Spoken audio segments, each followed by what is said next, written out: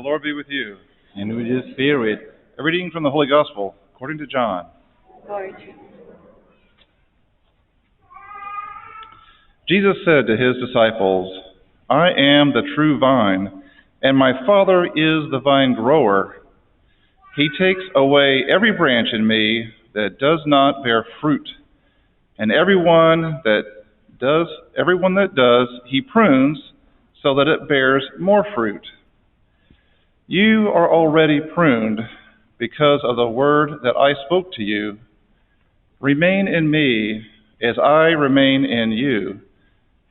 Just as a branch cannot bear fruit on its own unless it remains on the vine, so neither can you unless you remain in me.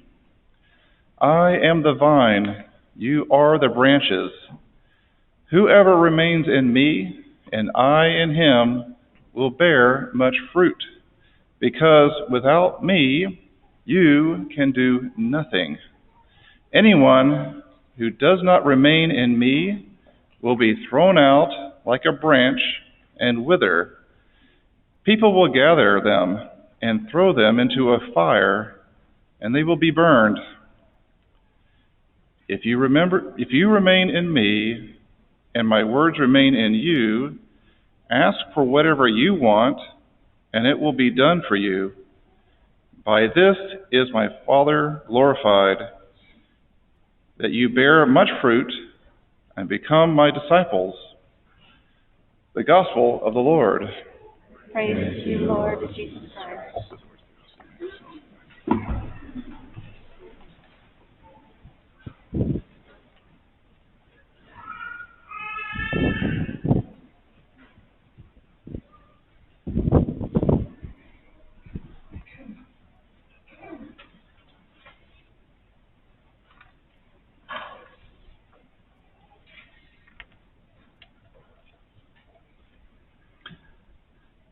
In the Gospels, Jesus often draws on nature to express his message. He was very observer of the land of Galilee and of the people who worked that land, the sower who sows his seed in the ground, the fig tree that might not give any figs for several years, the teeny mustard seed that produces a big shrub where the birds of the air make their home, the field of wheat that is also full of weeds. In this morning's Gospel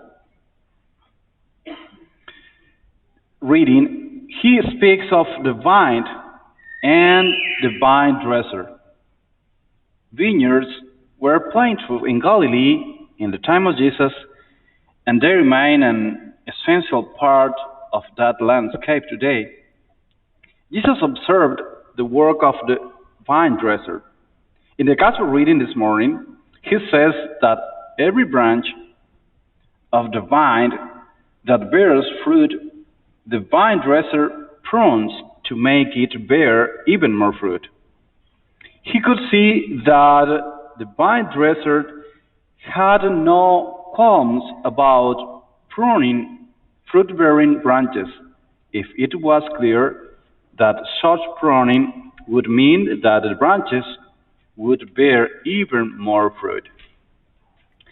When Jesus looked out at the vineyard and the work of the vine dresser, it spoke to him about God his Father, about the relationship between himself and his followers, and the relationship among his followers.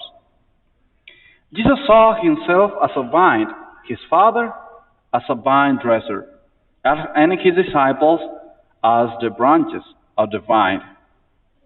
He recognized from the work of the vine dresser that some form of pruning is often necessary if our lives as his disciples are to bear all the fruit that they are capable of bearing. Perhaps he thought of his own passion and death as a kind of pruning which would result in rich new fruit, not only for himself but for all of us. In another image drawn from nature that Jesus used, he was the single grain that in falling into the ground and dying would bear much fruit. We know from our own experience that change, worth, and new life in our lives do not happen in a vacuum. Times of new growth are often preceded by some kind of pruning experience, time of struggle, times when we feel unsettled, times of loss, conversion, growth, and change often come out of something that is a little bit unbalanced in our lives, something that has not worked out the way we thought it should, something we discover in our lives that is not as pure or as generous or as wholesome as we might imagine ourselves to be. It is often in moments like that, when we find ourselves unsettled, off balance, disturbed, that we begin to search for something more. We become sensitive to what might give us more life. We make a decision to head out in a way life-giving direction. Decisions that we would never have made when all seems well. When our hearts are troubling us about something, we can be more open to hearing God's voice. When we find ourselves being painfully pruned in some way or another, we can actually be on the threshold of a new life, a deepening of our relationship with the Lord, a way of life that bears richer fruit. It is normal for a vine to be pruned. There is nothing exceptional about the work of pruning.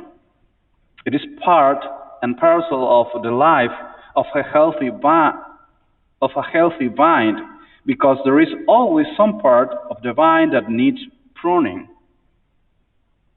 Similarly, with our own lives, there is always a sense in which something in us needs to be pruned if we are to become all that God is calling us to be. Sometimes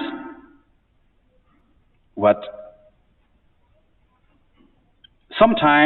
needs to be pruned in our lives is a tendency toward self-interest or individualism that draws life away from the vine as a whole.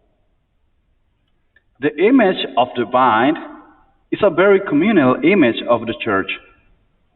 It suggests that we are completely interconnected and interdependent. We have to place the strength of the entire vine before our own individual advantage. Even more fundamentally than our dependence on each other, the image of the vine stresses our dependence on the Lord.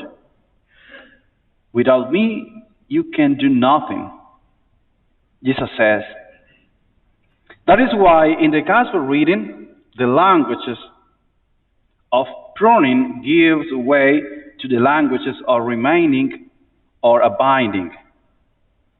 The branch must remain united to the vine to bear fruit. Our remaining in Jesus, our adhering closely to Him, is the core of our lives as a Christian.